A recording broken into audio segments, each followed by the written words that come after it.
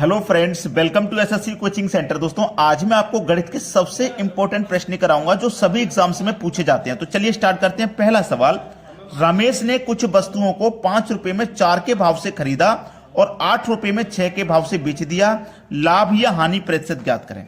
तो इसके लिए सबसे सरल तरीका है कि रुपए वस्तु लिख लेना है। रुपए के नीचे रुपए लिखिए। तो कितने रुपए हैं? 5 रुपए। वस्तु कितनी है? 5 रुपए में 4 वस्तु है, तो वस्तु के नीचे वस्तु। बाद में रुपए कितनी है? 8। और वस्तु कितनी है? 6। आसान तरीका है। अब इसमें बीच वाली संख्याओं को मल्टीप्लाई कर दीजिए। 4 अट्ठे 32। माइनस करना है बाहर वाली संख्याओं का मल्टीप्लाई। 5 छिक्के 30। बटे में लिखेंगे बाहर वाली संख्याओं का मल्टीप्लाई। 30 गुने 100। बताइए आसान है कि नहीं? 32 में से 30 जाएगा, 2 आएगा। ये 2 ही हमें बता रहा है यहाँ के प्रॉफिट होगा। यहाँ पे प्लस का आएगा तो प्रॉफिट, अगर यहां माइनस करने के बाद माइनस का आएगा तो लॉस होगा। ठीक है। बटे में कितना है? 30 और गुने में कितना भैया? 100।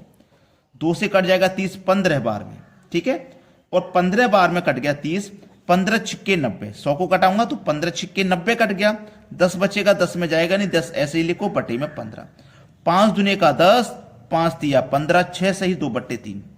6 सही 2/3 देखिए किस ऑप्शन में है। ठीक है। 6 सही 2/3 पहले ही ऑप्शन में मिल गया। यह हमारे सवाल का हो जाएगा बिल्कुल सही जवाब।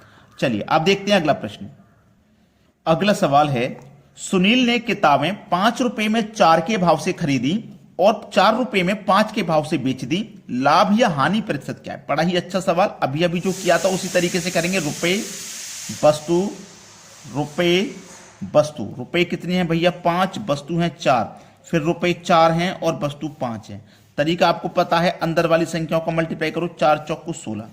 माइनस करो बाहर वाली संख्याओं का। 5 गुने 5 25। बटे में बाहर वाली संख्याओं का गुना और गुने 100। 16 और 25 का अंतर करेंगे यहां पे, तो ये आपका माइनस का आएगा। यहां पे कितना आएगा? माइनस का 9। तो यहां पे ही हमें पता चला माइनस का आने का मतलब यहां प्रश्न में हानि होगा, प्रॉफिट नहीं होगा, हानि होगा। बटे में कितना है? 25 है। गुने कितना है भैया? आपके पास 100 है। 25 चौको 100, 9 चौके 36, यानी कि 36% का हानि हो जाएगा। यहां पे भी पहला ऑप्शन आपका सही है। ठीक है। प्रश्न सभी को अच्छे से समझ में आ रहे हैं। अब देखते हैं अगला प्रश्न।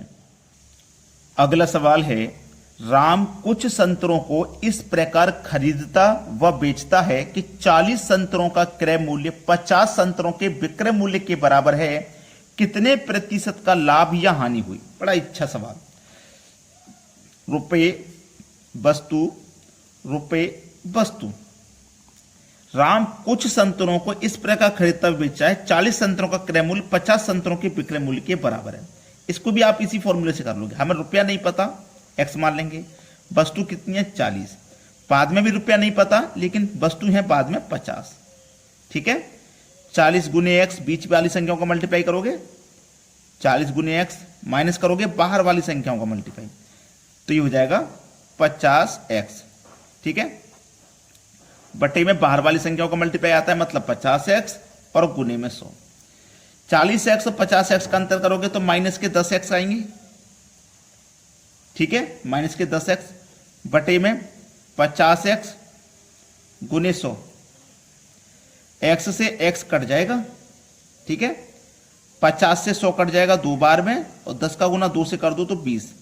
यहां माइनस का मतलब है हानि होगा। 20% का हानि हो जाएगा भाई। 20% का हानि हो जाएगा। पहला ऑप्शन हो जाएगा सवाल का बिल्कुल सही जवाब। उम्मीद करता हूं सभी को प्रश्न आसानी से समझ में आ गया है। अब देखेंगे अगला सवाल। अगला सवाल है, वर्तमान में ए और बी की आयु का अनुपात 3:1 है। 4 वर्ष पूर्व अनुपात 4:1 था। ए की वर्तमान आयु क्या है? सबसे पहले लिखो प्रेजेंट में ना ए और बी, इनकी आयु का जो अनुपात था वो था 3:1। 4 वर्ष पूर्व का मतलब है पहले। प्रेजेंट से 4 वर्ष पहले चले जाइए। इनका अनुपात था 4:1। ठीक है। ए की वर्तमान आयु कितनी है ये पूछा है। तो करने का जो सबसे सरल तरीका है वो है नीचे वाले अनुपात का अंतर करो। 3 और 1 का अंतर आएगा 2। फिर करो क्रॉस मल्टीप्लाई अनुपातों में। 1 का गुना 4 से करो 4, 3 1 कम 3, तो 4 और 3 का अंतर 1 आएगा। बटे में रखो 1। गुने कर दो, कितने वर्ष पहले गए हैं? 4, तो 4। ठीक है। 1 से 2 को कटाओगे 2 बार में, 2 चौको 8 आ गया। पूछा क्या है, ए की वर्तमान आयु कितनी है। ए की वर्तमान आयु का अनुपात 3 है, 8 तिया 24, 24 तो ऑप्शन में भी नहीं है, 24 तो ऑप्शन में भी नहीं है, तो 24 ऑप्शन में नहीं है तो परेशान ना हो। ए का 4 वर्ष पहले का जो अनुपात है ना उससे मल्टीप्लाई करो, 8 चौक 32, तो ए की आयु हमारी 4 साल पहले की निकल के आ गई। अब वर्तमान की पता करनी है तो 4 जोड़ के वर्तमान में आ जाओ, 32 में 4 जोड़ के वर्तमान में आ जाएंगे तो कितनी हो जाएगी वर्तमान में आयु, ए की 36। हो गया सवाल।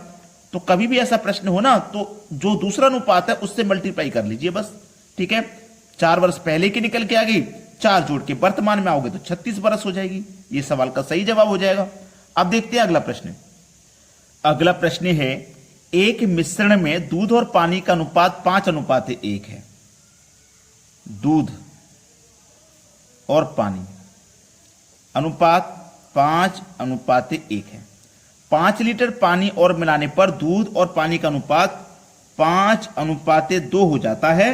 दूध की मात्रा कितनी है भाई? आसान सवाल है ये, तो इसको मैं कभी कठिन नहीं कहूंगा।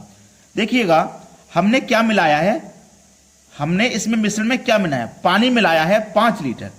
जब पानी नहीं मिलाया था तो अनुपात 1 था, जब मिला दिया पानी तो अनुपात हो गया 2, तो अनुपात में 1 की वृद्धि हो गई है ना, 1 की वृद्धि हो गई अनुपात में। और हमने पानी कितना मिलाया, 5 लीटर, तो 1 अनुपात का मतलब 5 हो गया, तो 5 अनुपात का मतलब 25, तो जो दूध की मात्रा है वो 25 लीटर है भाई।